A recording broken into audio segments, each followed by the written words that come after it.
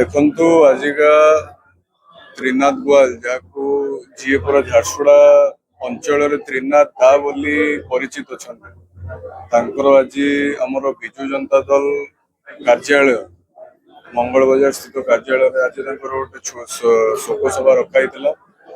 ଏଇଠି ହଜାର ହଜାର ଶହ ଶହ କର୍ମୀ ବିଜୁ ପ୍ରେମୀ ଆଜିକା ଯୋଗଦାନ ଦେଇଥିଲେ, ଯିଏକି ଜନତା ଦଳ ଟାଇମ୍ରୁ ମୋ ବାପା ସ୍ୱର୍ଗଶ୍ରୀ କିଶୋର କୁମାର ମହାନ୍ତି ସାଙ୍ଗରେ ଆଉ ତ୍ରିନାଥ ଗୋୟାଲ ସାଙ୍ଗରେ ଜଡ଼ିତ ଥିଲେ, ତାଙ୍କୁ ଜାଣିଥିଲେ। ଆଉ ତ୍ରିନାଥ ଗୋୟାଲଙ୍କ ମୃତ୍ୟୁ ଯୋଉ ଭାବରେ ହୋଇଛି ସେଇଟା ମୁଁ ବି କହିବି କି ମାନେ ବହୁତ ସସ୍ପିସିୟସ୍ ୱେରେ ହେଇଛି। ତାଙ୍କର ସେ ଯୋଉ ଭଳିଆ ମେଣ୍ଟାଲିଟିର ଲୋକ ଥିଲେ ସେ କେବେ ବି ସୁଇସାଇଡ୍ ତ କରିନଥିବେ, ଏଇଟା ମୁଁ ବି ଭାବୁଛି। କିନ୍ତୁ ପୋଲିସ ତା ମାର୍ଗରେ ତଦନ୍ତ କରୁ, ସେଟା ମୁଁ ବି ଚାହୁଁଛି।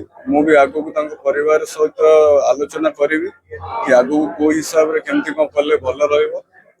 ଆଉ ମୁଁ ଗୋଟେ କଥା ଖାଲି କହିବି କି ସେ ମୋ ବାପାର ନୀତି ଆଦର୍ଶ ନେଇକି, ବିଜୁ ପଟ୍ଟନାୟକଙ୍କ ନୀତି ଆଦର୍ଶ ନେଇକି ଲୋକମାନଙ୍କର ସେବା କରୁଥିଲେ।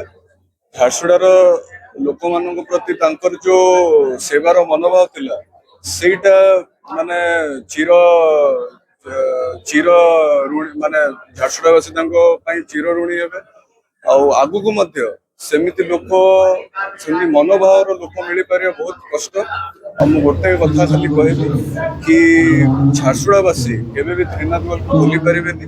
ସେ ଯୋଉ କାମ କରିଯାଇଛନ୍ତି ସେଟା ଝାରସୁଗୁଡ଼ାବାସୀ ଚିରଦିନ ପାଇଁ ମନେ ରଖିବେ। इटा खाली आभूषण नुहे, इटा हैला 30 बरसर विश्वास,